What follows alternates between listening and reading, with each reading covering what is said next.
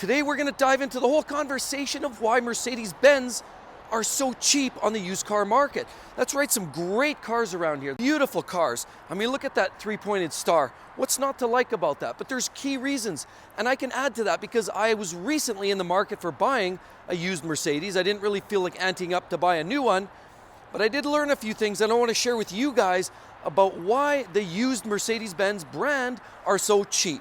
Let's get into it now. Welcome back to the channel, everybody. Mark with exoticcarplayplace. And so the first reason why used Mercedes are just so cheap is the car right behind me here. Obviously, these are the cars I was actually test driving, and I like them. I love the style of them. What we have here is the CLA 250. Let's take a look around.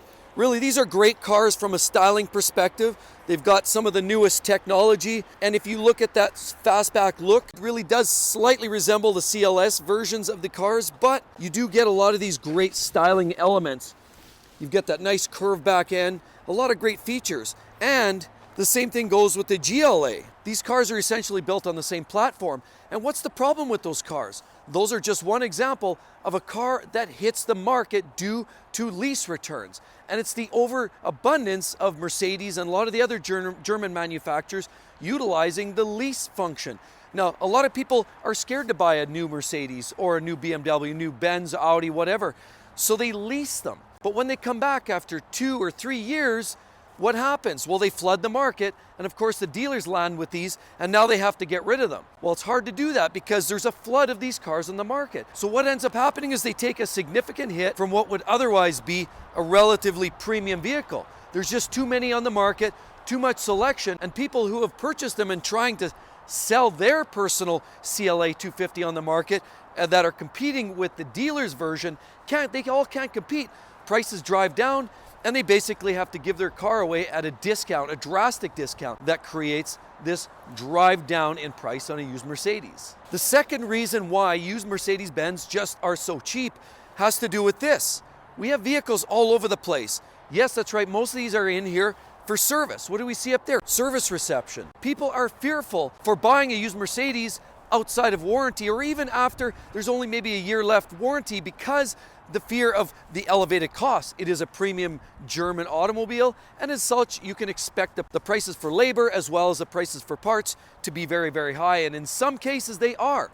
As well, the more premium Mercedes you buy, the more expensive the repairs tend to be. S-Class cars, for example, where you're dealing with air ride suspension systems, those get very expensive to repair and are often very, very finicky and require frequent repairs. Now, when that happens, people have to start dishing out, and generally consumers are very fearful of dollars out of the pocket. It's almost like an unknown. People are really, really scared. You own a big S-Class, CLS, cars like that, especially with AMG cars or big V8s, twin turbos, whatever you have cars that are very complex, powerful, and usually that does this to the price of maintenance. And ultimately, people just don't want to be bent over and taken it by the man. So that is the primary reason why often people do not want to buy a used Mercedes. And if people aren't buying them, guess who's not selling them? The dealer or the used car market. And of course, it forces people to get more creative and pushes prices down even further. So that's why used Benzes are just so cheap. And I found this when I was shopping for mine as well. Another reason why used Mercedes are just so cheap has to do with the overall build quality. Now, it's just a personal perception, but what I've seen in the past is the older generation Mercedes being built to a much higher level and a higher standard. And the problem is today, at least my interpretation is, it's not quite the same. Still an exceptionally well-made vehicle, but with the overabundance of plastics under the hood of these vehicles, you're going to expect premature failures and leaks. For example, coolant leaks from plastic parts used under the hood. You're going to expect premature oil leaks. Now, with the added complexity, a lot of these vehicles are turbocharged. You're going to have more leaks for sure yet. Much higher probability of failures. And again, the quality isn't there to support these extra bits of technology. They're using a lot more plastic and interesting quick snap fittings when it comes to even attaching turbos and cooling components. So again, the technology is there and they could be built to that higher standard, but unfortunately, in the pursuit of making money and of course maximizing profits, and manufacturers seek products and parts that help assist with a quick connect or quick installation or quick service in and outs. A lot of these parts are made to be installed very quickly, and as a result, they're cheap, often are plastic or quick snap together fittings.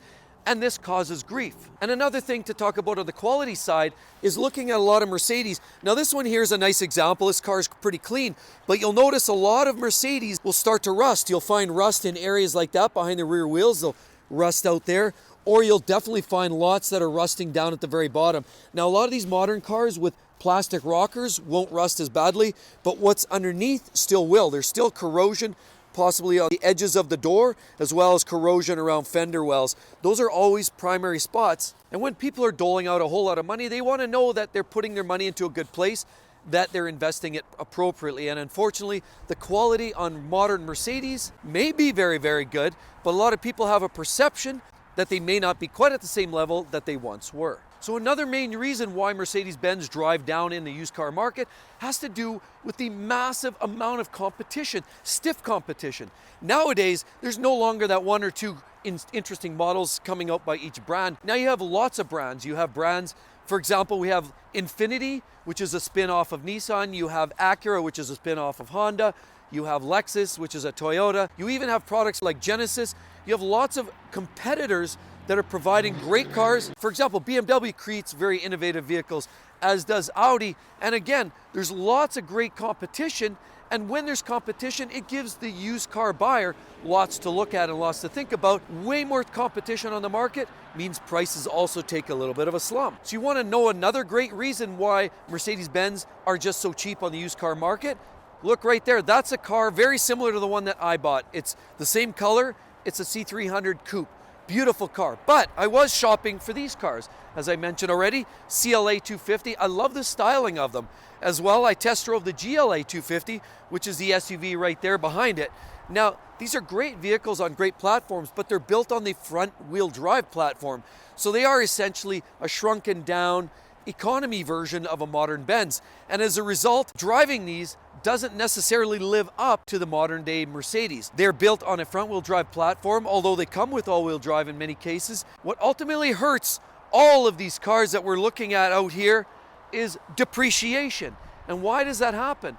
It's just overall, there's a pile of things that go into this phenomenon, but it's a combination of all of the above. But there's an overall market trend, and the market is also looking more to hybrids and electric. The overall trend for vehicles like this with internal combustion engines is trending downwards. Now these vehicles, I saw lots when I was shopping, talking about depreciation. I was looking at 2018s, 2019s. You can get them for 25, 30 grand Canadian with mint, almost 0 miles on them. And lots of those were coming from either rental returns because of this stuff that's going on in the world right now around us. There was a lot of vendors renting these cars out and then returning them back in short order. But again, lots of lease returns. There was lots of these vehicles on the market, and depreciation drove down to the point where 2 or 3 year old vehicles you could find for 20 to 22,000, sometimes 25 grand, when brand new these were $50,000. Talk about depreciation. A 3 year old vehicle losing half or losing about $25,000 of its original value in 2 years, 3 years. Ouch!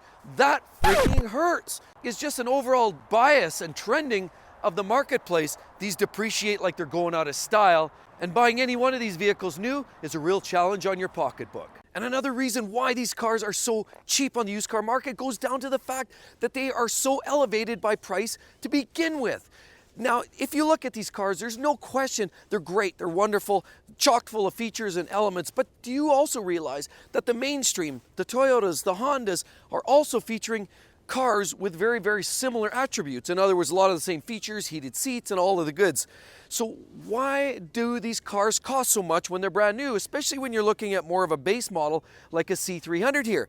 Well, part of the thing is the dealers have to dress up the nice fancy showrooms, they have to create those nice marble floors, and they have to offer that wonderful concierge service. You also have that great little drive-in service department. All of that costs money. And so does the training and those cute little jumpsuits that the technicians wear.